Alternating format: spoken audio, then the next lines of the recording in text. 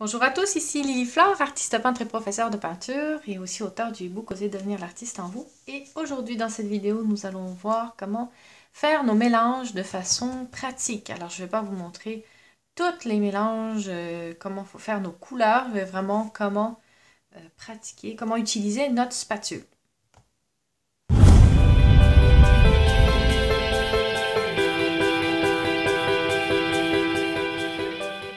Donc première chose, si vous prenez un pinceau, le pinceau est fait exprès pour garder la peinture dans ses poils.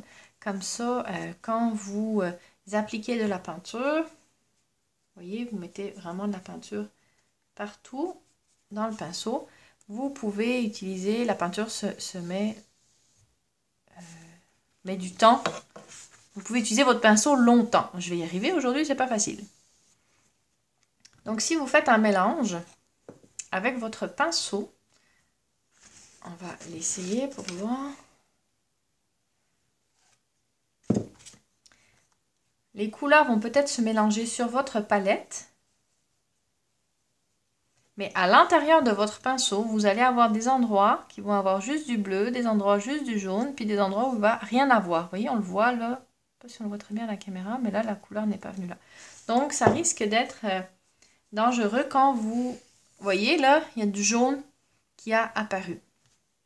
Donc ça, c'est ce qu'on appelle une couleur sale qui est mal mélangée, mais elle peut être très bien mélangée sur votre palette et mal mélangée sur votre pinceau.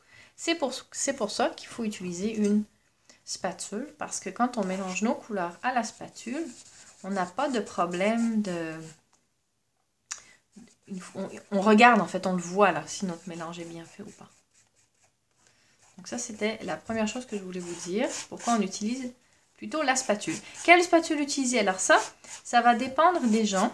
Moi, j'aime bien cette taille de spatule-là. C'est moyenne. Je conseille toujours d'utiliser une spatule avec un coude comme ça. Parce que les autres spatules qui sont plates, on a la main qui frotte sur le rebord. C'est désagréable. Mais certains artistes préfèrent utiliser des spatules sans coude. Donc, il n'y a pas vraiment de règle pour quelle spatule vous aimez. C'est vraiment à vous de voir. Donc là, je fais un premier mélange, vous voyez. C'est très important. Je n'en ai pas mis beaucoup, alors je vais en mettre plus pour que vous voyez mieux. Puis on va mettre du blanc. Ça va mieux se voir avec du blanc. Quand on mélange deux couleurs, on utilise le dessous de la spatule et on écrase la peinture. Et de temps en temps, on la ramène au centre.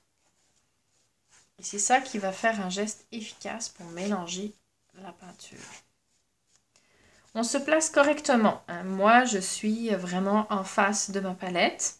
Je ne vais pas commencer à faire mon mélange à côté comme ça, sinon je vais me faire mal au dos. Donc on se met en face de ma palette, je pourrais être même un peu plus en face. Et on peut aussi bien mélanger avec un geste court du poignet qu'un geste plus ample de l'épaule, parce que des fois on commence à avoir mal au poignet ou inversement. Donc on écrase bien la peinture. Vous voyez là, ça c'est une couleur qu'on appelle sale, elle n'est pas encore assez bien mélangée. Donc il faut écraser la peinture et la ramener jusqu'à ce que notre couleur n'ait plus du tout. Donc là, je vais essuyer ma spatule. Vous voyez, il y a encore du blanc sur ma spatule, ça ne marche pas. Je vais essuyer un peu mieux. On veut vraiment que les deux couleurs soient parfaitement mélangées, qu'on obtienne une seule et même couleur. Donc là, on a une belle couleur uniforme. On n'a pas de couleur sale.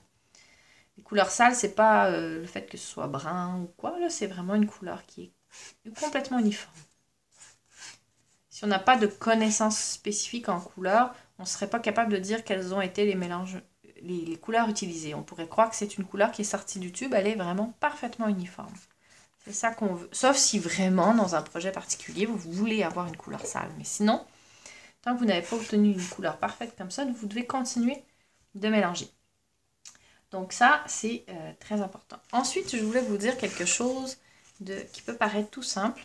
Bon, là, il faut que je change mon chiffon parce qu'il est vraiment sale. C'est comment on fait pour faire un mélange de couleurs claires ou de couleurs foncées.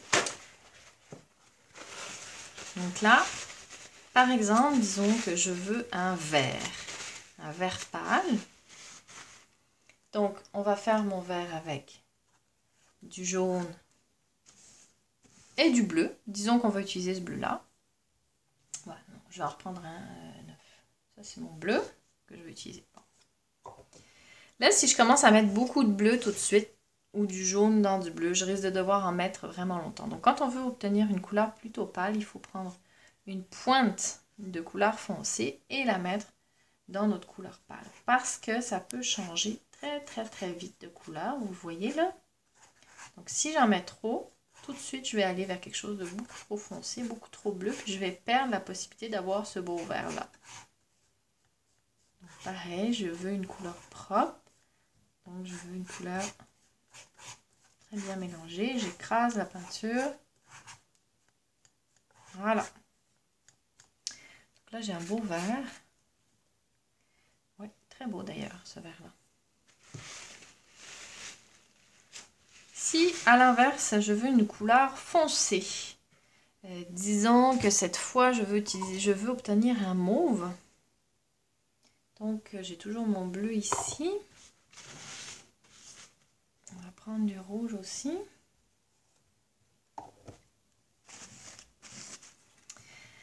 Alors là, je peux commencer éventuellement par la couleur foncée. Et inversement, tantôt j'ai mis une pointe de foncé dans le clair. Là, je vais prendre le plus clair, le mettre dans le foncé. Mais je peux en mettre un petit peu plus parce que le clair va se faire un peu plus manger par le foncé. Mais là, ce qui se passe des fois, là, c'est qu'on ne voit pas trop la teinte qu'on obtient. Alors, on a deux possibilités. Soit, si on veut garder quelque chose de très foncé comme couleur, on fait un essai tout simplement sur un bout de papier pour voir si cela nous convient comme mauve ou s'il faut que je rajoute du rouge. On va essayer de rajouter un peu de rouge.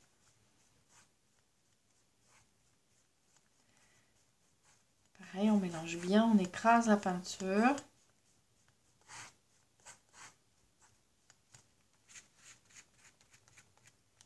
L'autre façon de faire pour s'assurer qu'on obtient la teinte qu'on veut, c'est de rajouter une pointe de blanc. Là, j'en ai peut-être mis beaucoup, on va mettre un peu moins. Une pointe de blanc dans notre mélange. Ça va nous faire apparaître un petit peu plus la teinte. On va la voir un peu mieux.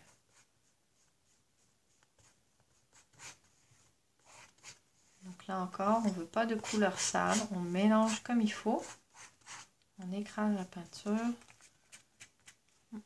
On va rajouter un peu plus. Oui, ça c'est ce que j'appelle une couleur sale. Alors c'est super beau. Ça peut être tout à fait voulu sur une toile, mais quand on veut vraiment obtenir un mélange, on est mieux de tout mélanger correctement. Voilà, là on voit bien la teinte de notre mauve. Bon, il me reste encore un peu blanc. Donc, voilà. Maintenant, les quantités de couleurs. Souvent, mes étudiantes me demandent, mais quelle quantité il faut que je prépare? Alors, je vous dirais que ça, c'est très difficile à répondre comme question. Parce que ça va dépendre de votre pratique personnelle. Est-ce que vous travaillez à la spatule sur votre toile? Est-ce que vous travaillez au pinceau? Est-ce que vous travaillez dilué avec du médium ou avec de l'eau ou en couche épaisse? Est-ce que vous aimez les empattements? Tout doit être en couche fine. C'est vraiment difficile, donc je vous dirais que c'est l'expérience qui va vous apprendre. Par contre, une chose à savoir, quand vous faites des études de couleurs comme ceci, que vous cherchez les couleurs, je cherche quel mauve je veux utiliser, vous n'avez pas besoin d'utiliser des grosses quantités. Moi, j'en ai mis des un petit peu plus grosses quantités pour que vous voyez bien à la caméra. Mais de très petites quantités peuvent suffire pour trouver vos couleurs. Vous n'êtes pas obligé d'en faire beaucoup, vous êtes juste dans une recherche de couleurs. Par contre, quand vous faites votre toile, là, c'est sûr que ça va être important d'avoir une petite idée de la quantité. Mais ça va forcément vous arriver d'avoir soit trop de peinture, soit pas assez. Si vous en avez trop, vous pouvez les mettre. Attendez, je vais vous chercher ça pour vous montrer. Voilà. Hop, si vous en avez trop, vous pouvez mettre les surplus dans les petites boîtes fermées comme ça. Bon là, ça doit faire un petit bout que je les ai, fait qu'elles doivent être sèches, c'est ça. Mais dans une petite boîte fermée comme ça, vous pouvez garder, dépendamment de la température, si c'est l'hiver, vous pouvez garder des peintures jusqu'à 3 semaines là-dedans. Si c'est l'été, un petit peu moins. Fait que ça, c'est une bonne façon. Ou, moi, des fois, ce que je fais, c'est que je mets ma palette dans un grand ziploc, puis ça le garde frais. Si vous n'avez pas assez de peinture, vous pouvez augmenter la quantité en utilisant un médium brillant en gel ou liquide, mais vous allez perdre un petit peu d'opacité, il va y avoir une petite transparence qui va se faire. Donc voilà, mais dans tous les cas, c'est à force de faire que vous allez vous rendre compte si vous en avez suffisamment ou pas. Et surtout, le jour où vous voudrez retrouver ce bleu, où vous retrouvez ce vert, si vous l'avez déjà fait plusieurs fois, vous serez beaucoup plus capable de le faire que si vous ne l'avez jamais fait. Donc moi, j'invite énormément à pratiquer, pratiquer, pratiquer. Alors, mélangez comme il faut à vos spatules, faites des essais avec différentes spatules, vous allez voir celle que vous préférez. Voilà, c'était une petite vidéo toute simple pour voir comment mélanger vos couleurs. Je vais faire un petit peu plus de vidéos et d'articles très pratiques comme ça. Vous pouvez retrouver cet article sur mon blog lilyflore.ca. Et puis suivez-moi bien parce que bientôt nous allons avoir une petite formation sur les couleurs, une formation en ligne qui s'en vient. Donc voilà, guide du matériel de base en peinture acrylique gratuit pour toutes mes abonnés à mon infolettre. Donc allez voir ça sur mon site web. Inscrivez-vous à mon infolettre pour recevoir des articles et mes offres de cours. Et vous aurez un cadeau, le guide de matériel de base en peinture acrylique. Je vous fais des bisous, je vous dis à la prochaine. Bonne peinture!